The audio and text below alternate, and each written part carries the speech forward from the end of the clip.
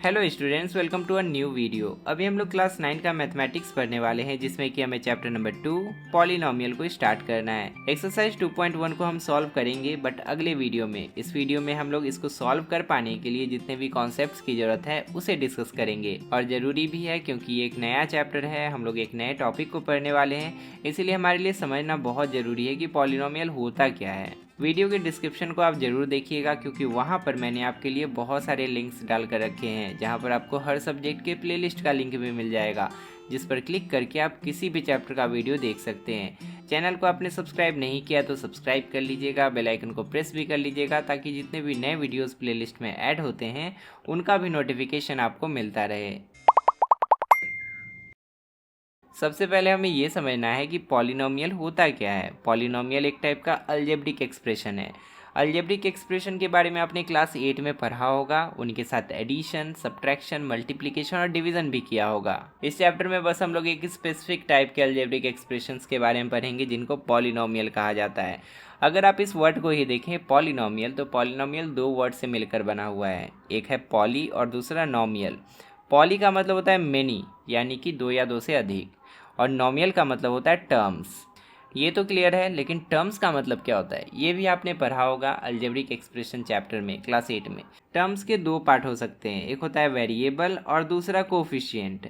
Variable वो होता है जिसका वैल्यू समय के हिसाब से, कंडीशन के हिसाब से बदलता हो, जैसे कि एक्स का वैल्यू हर कंडीशन में, हर क्वेश्चन में अलग होता है। एक्स का वैल्यू 2 भी आ सकता है, 5 भी आ सकता है, 10 भी आ सकता है, या कुछ भी आ सकता है, कोई भी नंबर आ सकता है। दूसरा है कोफिशिएंट, जो कि एक कांस्टेंट होता है, जैसे कि कोई भी नंबर जिसका वैल्यू समय के हिसाब से नहीं बदलता हो। अब देखिए, टर्म्स चार तरीके के हो सकते हैं।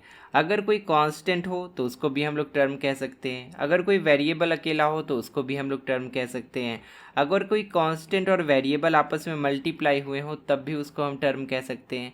और अगर कोई एक वेरिएबल दूसरे वेरिएबल से मल्टीप्लाई हुआ हो तब भी उसको हम टर्म कह सकते हैं। यहाँ पर देखिए, तीन तरीके के टर्म्स हम लिखे हैं। एक और तरीके का टर्म हो सकता है। पहला क्या है, 5x²। इसमें एक कांस्टेंट एक वेरिएबल से मल्टीप्लाई हुआ है। अगर हम x² केवल लिख देते तो इसमें एक वेरिएबल दूसरे वेरिएबल से मल्टीप्लाई हुआ है, ये भी टर्म कहला सकता है। अगर xy लिख दे तो एक वेरिएबल दूसरे वेरिएबल से मल्टीप्लाई हुआ है, ये भी टर्म कहला सकता है। यहाँ पर देखिए, कांस्टेंट एक वेरिएबल से मल्टीप्लाई हुआ है तो इसको भी टर्म कह सकते हैं। यहाँ पर केवल कांस्टेंट है तो इसको भी हम लोग टर्म कह सकते हैं। अगर इन सभी टर्म्स को हम ऐड कर दें या इनके बीच में सब्ट्रैक्शन का सिंबल डाल दें, तब एक एक्सप्रेशन बन जाएगा, और इसी एक्सप्रेशन को हम लोग अलजेब्रिक एक्सप्रेशन कहते हैं। और ये जो पॉलिनोमियल है ना, इसी तरह का एक अलजेब्रिक एक्सप्रेशन है, लेकिन इसके लिए कुछ कंडीशंस हैं कि पॉलिनोमियल में जो पावर होता है वेरिएबल का, वो हमेशा एक पॉजिटिव होल नंबर होना चाहिए। अगर पॉजिटिव होल नंबर नहीं है पावर, तो हम उसको पॉलिनोमियल नहीं कह सकते हैं। एग्जाम्पल के लिए एक अलजेब्रिक एक्सप्रेशन हम यहाँ पर लिखे हैं, 5x² + 2y - 3। यहाँ पर ये भी एक टर्म है, ये भी एक टर्म है, और ये भी एक टर्म है। और वेरिएबल पर पावर हमें एक होल नंबर दिख रहा है, 2 इज़ अ होल नंबर, इसीलिए हम इसको पॉलिनोमियल कह सकते हैं। बट अगर यहाँ पर हम एक्सपोनेंट को, इस पावर को -2 कर दें, तो ये पॉलिनोमियल नहीं रह जाएगा। अब चलिए, अलग अलग टाइप के पॉलिनोमियल्स हम आपको लिख कर दिखाते हैं, तब आपको पॉलिनोमियल्स भी अच्छे समझ में आ जाएगा और उसके टाइप्स भी अच्छे समझ में आ जाएंगे। पॉलिनोमियल्स का क्लासिफिकेशन 3 बेसिस पर किया जा सकता है, टर्म्स के बेसिस पे, वेरिएबल्स के बेसिस पे और डिग्री के बेसिस पे। अगर किसी पॉलिनोमियल में एक ही टर्म हो तो उसको मोनोमियल कहेंगे। अगर किसी पॉलिनोमियल में 2 टर्म्स हो तो उसको बाइनोमियल कहेंगे। और अगर किसी पॉलिनोमियल में 3 टर्म्स हो तो उसको ट्राइनोमियल कहेंगे, एंड सो ऑन। इसी तरह से जितने नंबर ऑफ टर्म्स होंगे उसी के बेसिस पर हम उसका नेमिंग कर सकते हैं। मोनोमियल के एग्जाम्पल के तौर पर हम लोग लिख सकते हैं x², इसमें एक ही टर्म x² है, ये एक मोनोमियल कहलाएगा। उसी तरह से xy, ये एक ही टर्म हुआ, xy दोनों आपस में मल्टीप्लाइड है, इसीलिए इसको भी हम मोनोमियल कहेंगे। अगर हम 5 लिख दें तो ये भी एक तरह का मोनोमियल ही है। बाइनोमियल के एग्जाम्पल के लिए हम लिख सकते हैं x + y। यहाँ पर 2 टर्म्स हैं, प्लस से सेपरेटेड हैं। टर्म्स प्लस या माइनस से ही सेपरेटेड होता है। यहाँ पर दोनों मल्टीप्लाई होकर एक टर्म बनाता है। इन दोनों को अलग अलग टर्म्स नहीं बोलेंगे। टर्म्स जो होते हैं हमेशा प्लस और माइनस से ही सेपरेटेड होते हैं। बहुत इंपॉर्टेंट बात है, ये आप याद रखिएगा। तो बाइनोमियल का एक एग्जाम्पल तो हो गया। एक और एग्जाम्पल लिखते हैं, 2x + 5। ये बाइनोमियल का एग्जाम्पल है। 2x एक टर्म हो गया, 5 दूसरा टर्म हो गया। उसी तरह से 3y माइनस 9, 3y एक टर्म हो गया और -9 दूसरा टर्म हो गया। ट्राइनोमियल का एग्जाम्पल देखिए, 3x plus 2y plus z। यहाँ पर 3 टर्म्स हैं, 3x एक टर्म हो गया, 2y दूसरा टर्म हो गया और z तीसरा टर्म हो गया। 3 टर्म्स हैं इस पॉलिनोमियल में, इसीलिए इस पॉलिनोमियल को हम ट्राइनोमियल कह सकते हैं। वेरिएबल्स के बेसिस पर देखें तो अगर पॉलिनोमियल में एक ही वेरिएबल है तो उसको हम कहेंगे पॉलिनोमियल इन 1 वेरिएबल। अगर 2 वेरिएबल्स है तो कहेंगे पॉलिनोमियल इन 2 वेरिएबल्स, और 3 वेरिएबल हैं तो पॉलिनोमियल इन 3 वेरिएबल्स। इसका भी एग्जाम्पल लिख लेते हैं, 2x² प्लस 3x प्लस 4।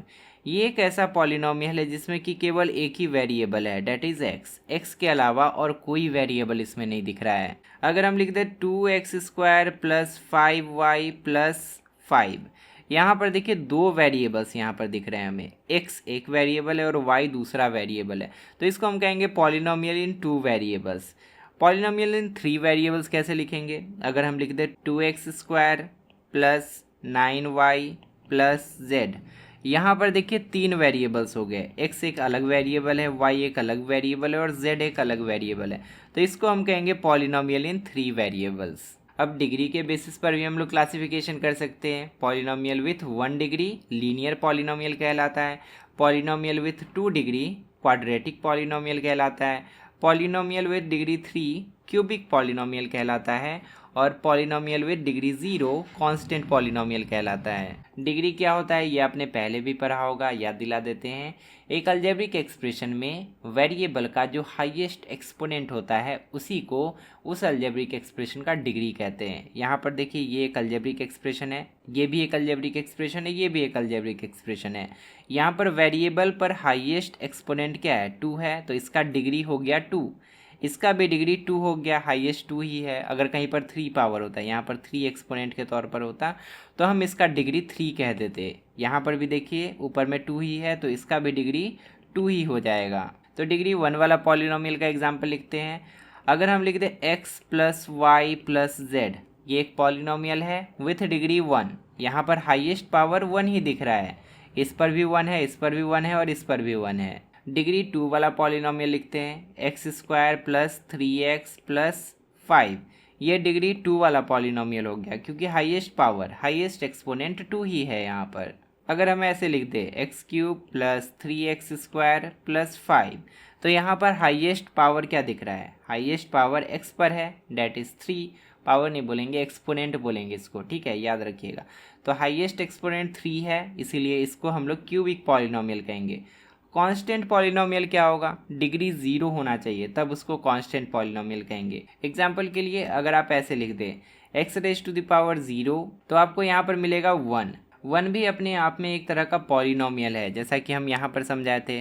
1 किस तरह का पॉलिनोमियल है? 1 इज़ अ मोनोमियल। अगर आपसे इस पॉलिनोमियल का डिग्री पूछा जाए तो आप इसका डिग्री 0 बताएंगे, क्योंकि किसी न किसी वेरिएबल पर जब 0 एक्सपोनेंट आएगा तभी तो ये कांस्टेंट आपको मिलेगा ना। उसी तरह 5 जो कि एक पॉलिनोमियल है, इसका डिग्री 0 कैसे होगा ये समझने के लिए अगर हम इसके बगल में किसी वेरिएबल को लिख दें, मान लेते हैं y को लिख देते हैं और इसके ऊपर 0 डाल देते हैं, तो इसका वैल्यू नहीं बदलेगा, इसका वैल्यू अब भी 5 ही रहेगा, क्योंकि y के ऊपर 0 डालेंगे पावर, तो यहाँ पर इसका वैल्यू 1 हो जाएगा और 5 × 1 = 5 ही रह जाएगा। और क्योंकि यहाँ पर वेरिएबल का हाईएस्ट पावर 0 ही है, 0 से ज़्यादा कहीं नहीं दिख रहा है y का पावर, इसीलिए इसका डिग्री 0 ही होगा। तो इस तरह से हमने पॉलिनोमियल के टाइप्स के बारे में समझ लिया, क्लासिफिकेशन किस किस बेसिस पर किया जा सकता है और कितने टाइप्स हो सकते हैं, ये सब हमने अच्छे से समझ लिया। आने वाले एक्सरसाइजेज में हम लोग इन्हीं टर्म्स का इस्तेमाल करेंगे, मोनोमियल, बाइनोमियल, ट्राइनोमियल, पॉलिनोमियल इन 1 वेरिएबल, पॉलिनोमियल इन 2 वेरिएबल, पॉलिनोमियल इन 3 variable, linear polynomial, quadratic polynomial, cubic polynomial, constant polynomial. ये सब जब लेक्चर देंगे तो आपको कन्फ्यूजन नहीं होना चाहिए कि ये कौन सा टर्म का इस्तेमाल कर रहे हैं। तो फाइनली हमने एक्सरसाइज 2.1 में इस्तेमाल होने वाले सभी कॉन्सेप्ट को अच्छे से डिस्कस कर लिया। 2.1 को सॉल्व करने में अब आपको कोई दिक्कत नहीं होगा, डायरेक्टली हम लोग क्वेश्चंस पे आएंगे और उसको सॉल्व करेंगे। लेफ्ट साइड में क्लिक करके आप मैथ्स का प्लेलिस्ट ओपन कर सकते हैं, जहाँ पर आपको हर चैप्टर का वीडियो मिल जाएगा, और राइट साइड में क्लिक करके आप एक्सरसाइज 2.1 का वीडियो देख सकते हैं। फिलहाल इस वीडियो में इतना ही, मिलते हैं अगली क्लास में बहुत सारे नए टॉपिक्स के साथ। तब तक के लिए अपना ध्यान रखिए और अच्छे से पढ़ाई करते रहिए।